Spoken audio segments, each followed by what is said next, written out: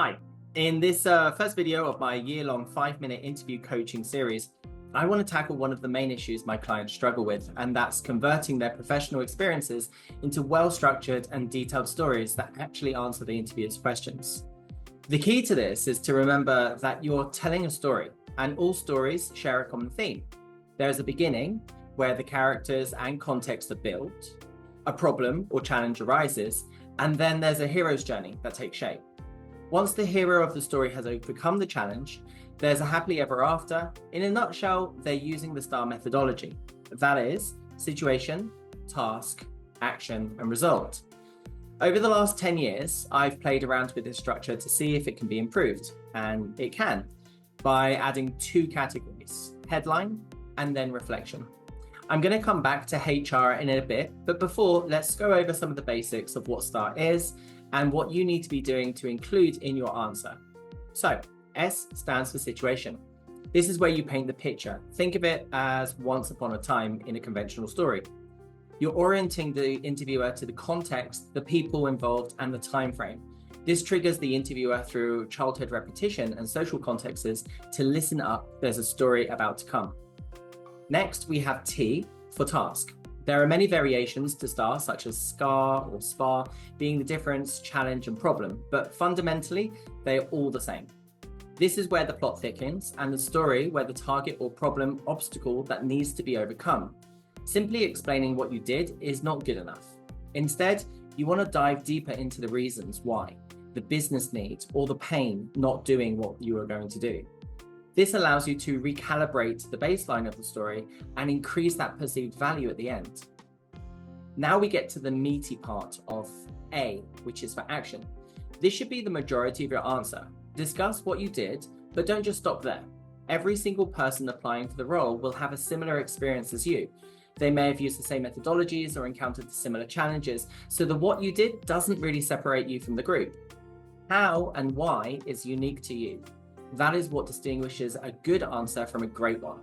It reveals your thought processes, your competence and your knowledge through experience. Easier said than done, huh? Well, think this when planning your answers. Ask yourself open questions such as what, when, who, why, where, how, to dive deeper into the details and cherry pick all the information you think would be important for the interviewer to better understand your reasoning. Lastly, we have R for result. Here, we need to demonstrate the business impact and value that you added in your role to the company. The result should be something that is evidenced with fact, data, or numbers. It needs to be quantified or qualified. Simply stating that it was successful based on your personal bias or subjectivity is not strong enough. Instead, you want to find some data that you can throw at it, such as, by implementing the solution, I was able to reduce the turnaround time from 5 days to 1 day, allowing the company to onboard 50% more clients in a month, facilitating around $75,000 increase in monthly revenue. Okay, we're all brought up to speed with the STAR. Let's look at headline and reflection and how this can take your story to new heights. H is for headline. Right at the start, we want to give a concise answer to the question. Summarize the key points of your story in about 30 seconds. This way, the interviewer's attention dips or you go off on a tangent, you've already delivered the core message. Also, it allows you to have more flexibility in answering stories prepared for another topic to fit seamlessly in place with this question.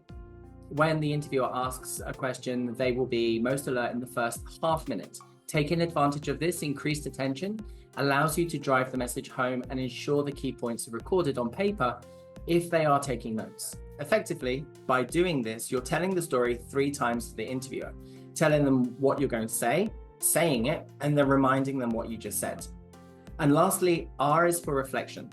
At the end, explain what you learned from your story. This shows that you have the ability to adapt and grow from your feedback or personal assessment. Reflection demonstrates self-awareness and a commitment to continual improvement. It makes you an ideal candidate to onboard and invest in. Finish off the answer with, looking back, this is what I learned. So that's the STAR HR in a nutshell. How long should an answer be? Typically, they should range between 3 and 5 minutes. We speak at around 125 words per minute, so this should be around 375 to 600 words when you're planning it. Make sure you're watching the interviewer's non-verbal cues. Understand the limitations of the interviewer's knowledge in certain areas.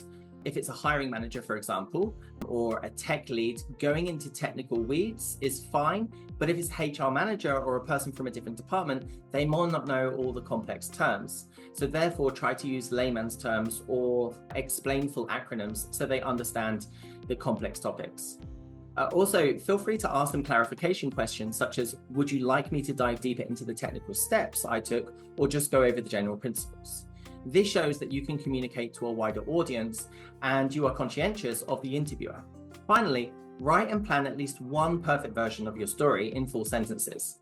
This cements the structure in your mind. However, when remembering, rely on bullet points. That way, you won't sound robotic or over-rehearsed. You will forget around 20%, but the interviewer doesn't know what you planned. So 80% of an amazing story is still an amazing story.